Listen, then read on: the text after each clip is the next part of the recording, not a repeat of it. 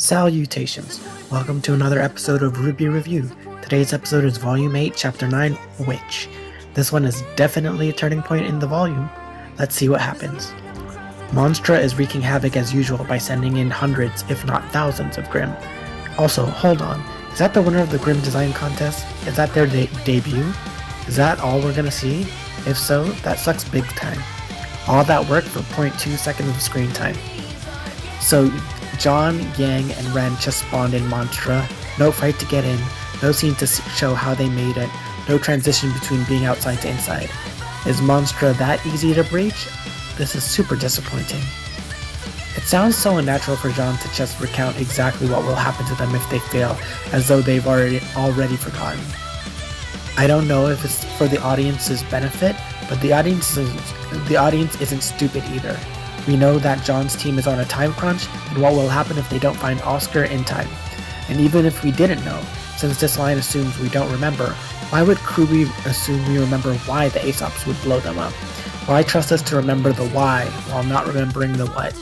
This line is wholly unnecessary. How are we supposed to find Oscar? It's going to be like finding a needle in a giant whale. Why did we think this was a good idea? You didn't think it was a good idea, Yang. It was John's only idea. Just like when it was John's only idea to steal the airship back in Volume 6. Besides, this is the only way to get Oscar back in relatively one piece. Yang is being very light and speaking with a lot of levity, which is very odd. It wouldn't have been out of place back in Volume 1 since that was her characterization, the fun-loving party girl who laughs in the face of danger, but for a majority of the series, ever since Volume 3, we've gotten depressed and bitter Yang. While I'm glad to see she's starting to loosen up again, it's a very odd time for it to happen now. Well, lead the way. Why does it feel like these guys have never interacted before and are super awkward? I know this was supposed to be a cutesy moment with John being adorkable, but it's like, why? Why now?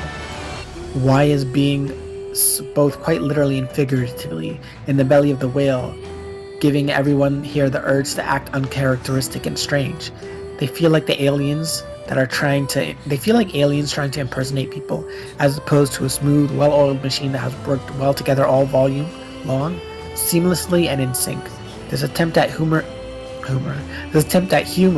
is very out of place and tonally deaf and dissonant with what's actually happening on screen. I like that Oscar is again asserting his agency and will to remain who he is, and not just another of Ozma's lives. That's his core character arc, his identity versus his duty, and after all that off-screen development he was given in earlier volumes, particularly Volume 6 when he ran away and upgraded his clothes, I cheer every time his development and desires are on screen. I know that's a super low bar, but still. They're just kids. I get that this is to further Marrow's arc of defecting, or at least seeing what's wrong with the military and how it preys upon people, but this line doesn't make that much sense. This is what they've been training for. This is why they've joined the Huntsman Academies in the first place. They're not preteens who don't know what they're doing. They've experienced this before, at the fall of Beacon, and didn't have any issues then. This is just a bigger scale version of that. They know what to do, what's expected of them, and what they've learned. I like the sentiment behind this line, but it doesn't hold water. Hazel has no ass whatsoever. Sad. Why did you bring me here? I've been thinking about what you said.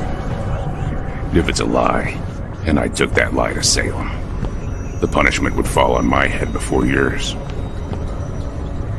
If what you said is true, and I use the password myself, well, I don't know what happens when this thing activates. So let's see if you're bluffing. Look at Hazel being smart for once. You'll love to see it. Actually, I think all my questions are answered now. What are you going to do? What Gretchen would have done. And that starts with getting you away from here. Both of you. This is the most poorly written heel face turn I've seen yet. This man was just beating the shit out of a child, gleefully so, and now that he's determined Oscar has told him one truth, he's ready to throw away his entire motivation for being evil and risk everything to save the child he was just beating. It's so... convenient isn't a strong enough word for what this is. Why would one truth undo all of Osmond's lies? Is that all Hazel needed? Someone to tell him the truth for once? If Salem tells him a truth, will he defect back to her if she'd have him? Don't get me wrong, I like that Hazel is doing what he's doing now for his sister in a way that makes sense to honoring her memory and legacy. which he should have been doing all along. But the way he arrived at this point was not good. None of you have a question for me? No, but we'll be bringing you with us. I honestly expected Emerald to announce she had a question at this point, but I guess that wasn't meant to be. Oh well, why is Jin so magnanimous about being used so frivolously? Didn't she tell Ruby last time that this was the last time she would allow herself to be used without anyone asking her a question? I'm sorry. I don't have a question for you. I just needed a little more time. I know. And while you don't seek knowledge, just this once, I shall give it freely. I will not allow you to use me without a question again. Even if this was clever.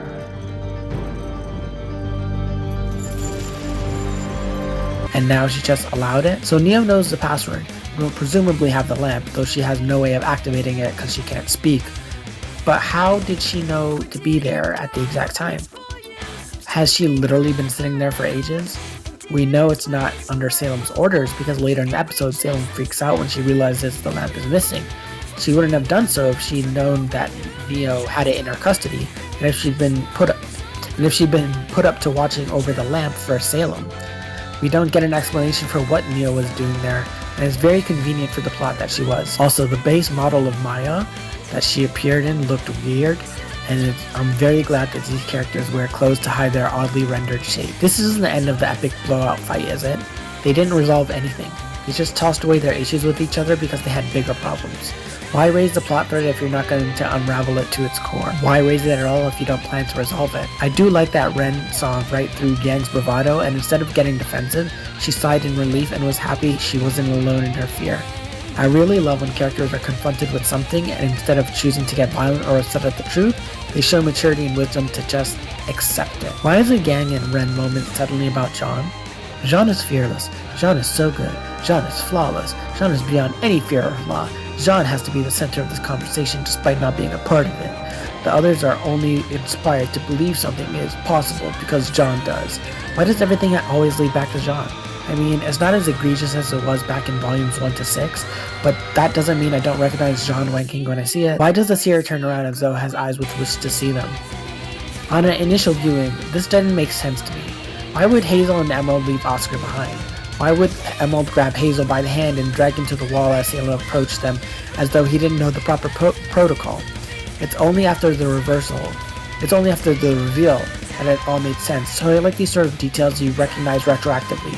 I love stuff like that, when it just clicks and everything makes sense. Salem is so slow and methodical and deliberate in her movements, even with how slowly she turns her head as she recognizes her seers are being attacked and killed. But then she reveals she can go noom noom. Noom noom, zoom zoom, and it paints previous moments as fucking hilarious in retrospect. You mean to tell me she could have zoomed her way to the front of the Citadel room, and instead she just chose to slowly float towards her seat at the head of the table for the drama of it all? We love a dramatic bitch. What now? Let's do what we do best. Charge blindly into danger! Yang has used humor to cope with high-stress, dangerous situations such as the scene with the Deathsucker and Nevermore back in Volume 1, Chapter 8, Players and Pieces. Great! The gang's all here. Now we could die together. So I guess it does make sense. But after we got this depressed Yang for so long, it just feels out of character now. Would have gone with keep moving forward, but sure. Ren, forward. No matter what. How I wished that Ren had said that line about keep moving forward, as a tribute to Monty from his older brother Neith, who has voiced Ren since Volume 3. God, that would have obliterated my heartstrings. Neith did get the forward, no matter what line though. Still, good job on Miles. Come on, Juan. Come on, Juan. He means John. He still doesn't know his name properly, and oh my god, that's fucking adorable. Guard dog stands rise up. So it's clear that Emerald's hallucination semblance is something that not even Salem is immune to, nor the Grimm. She also was telling the truth when she told Cinder she'd been working on her semblance as she went from this Headache. One mind I can handle, but two is a stretch. To this. No! Wait! Stop!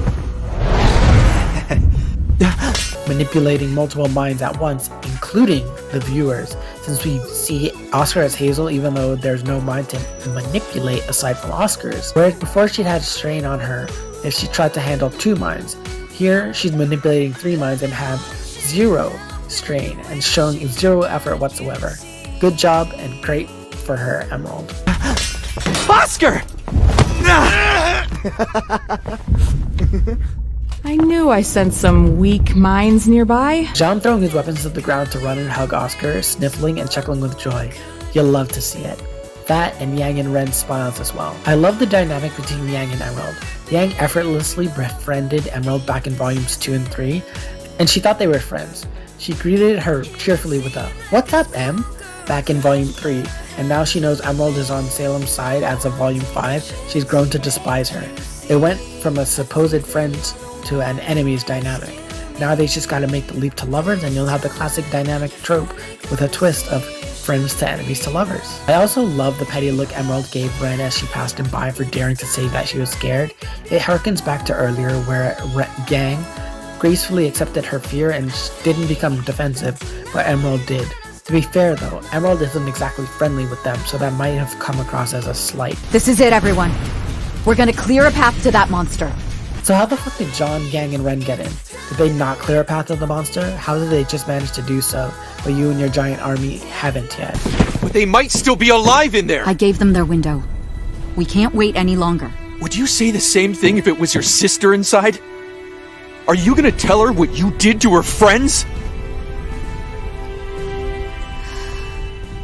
Yes, Mira. Yes to doing the same thing if it was Weiss, or yes to telling Weiss what Winter did to her friends? Meryl looks like such a wounded puppy here. You hate to see it. RWBY is really effective at selling horror. The close-up of Salem's face with her crimson pupils and pitch-black sclera, and how her eyes dart to Oscar before she decides to settle in on her first order of action, capturing Emerald, who would have been the only one with access to the lamp, as well as the person who betrayed her. It's all portrayed magnificently. Also, I don't know why I never considered Salem might have a modified body and be able to control it like a Grim. The way she knuckle-lobbied her arms to catch Emerald was scary and also creepy good. Weird how Jean's the only member of the main cast who has a shield aside from Pyrrha. I don't know why I never considered that before. You'd think they'd have more shield bearers. Also, good to know that magic isn't capable of penetrating a shield.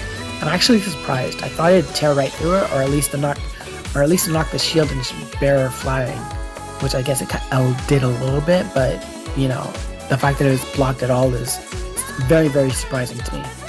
Yang snapping Salem's spine in half with the force of her blows, and that still not being enough to stop the implacable Salem is real good shit.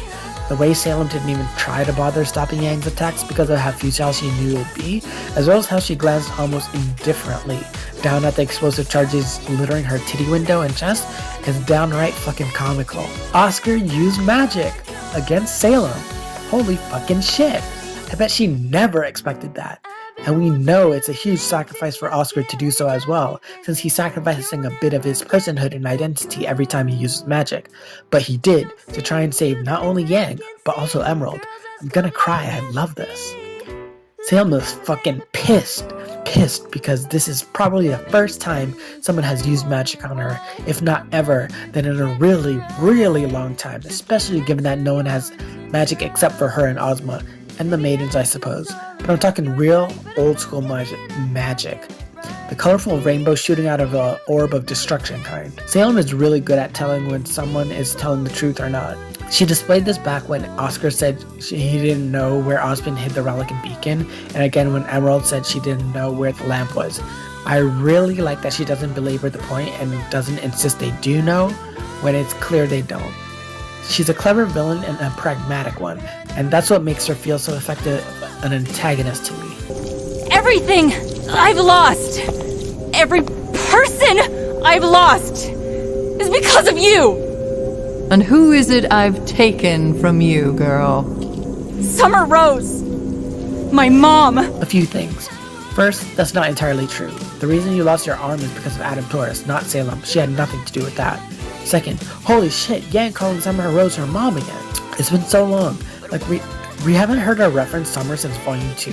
To have her brought back up again in 2 volumes, one right after the other, Volumes 7 and 8, we're really ramping up to figure out what happened to Summer Rose and finally have that mystery solved.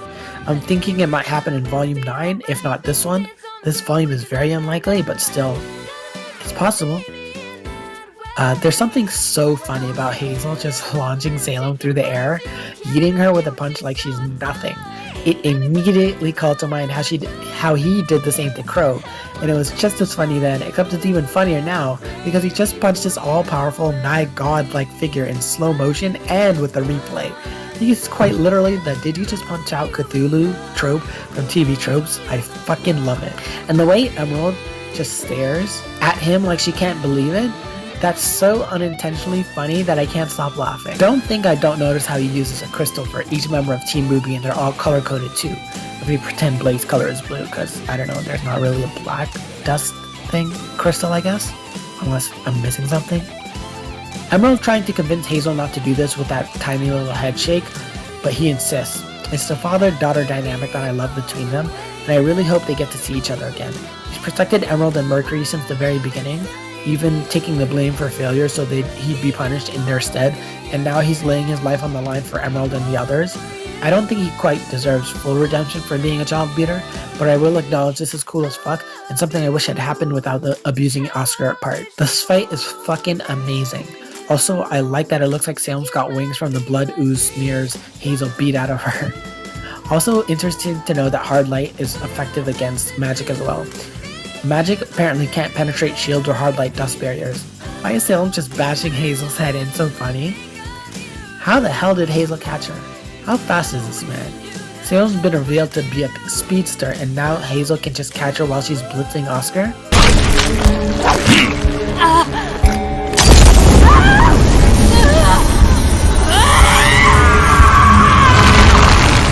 I love this scene. I love that Hazel hid a fire dust crystal in his mouth. I love that he's captured Salem and she's made sure he can't let go, inadvertently making this worse for her. I love that he set them both on fire. I love that he's using his pain negation semblance to utilize this self-immolation technique against Salem and have her feel the brunt of all that pain and agony. I love that Salem is in pain. I love that the normally calm and composed evil villainous Queen of Darkness is screaming out in agony, utterly uncomposed and unlike her normal self. It's such a departure from who she is, shows that she can feel pain and hurt, even if she doesn't actually show it. I love that this episode is called Witch, and the witch is called Salem, whose inspiration is the Wicked Witch of the West, even though I always thought she had some spider/Anansi theme going on with her hairstyle. And even her name and this episode title and her being burned alive is evocative of the Salem witch trials. I love everything about this. It's absolutely amazing. I fucking cannot. What a way to end an episode. I honestly don't even know where to begin. This episode has its flaws, of course, but it's genuinely one of my favorite episodes in the entirety of Volume 8, and I think in the entire series. It was fucking amazing, and I need more like this. I can't wait for Chapter 10 this week. I really hope it's not a Team RWBY episode because I'm super invested in this Salem storyline. But still, I want to see what Cinder is up to as well. Also, how will Cinder take Emerald's defection? Like, Emerald basically lives for Cinder, and now Emerald has defected. So how will Cinder handle that? I'm super curious to see how this is going to turn out. We'll find out soon enough. Until then, take care, my friend.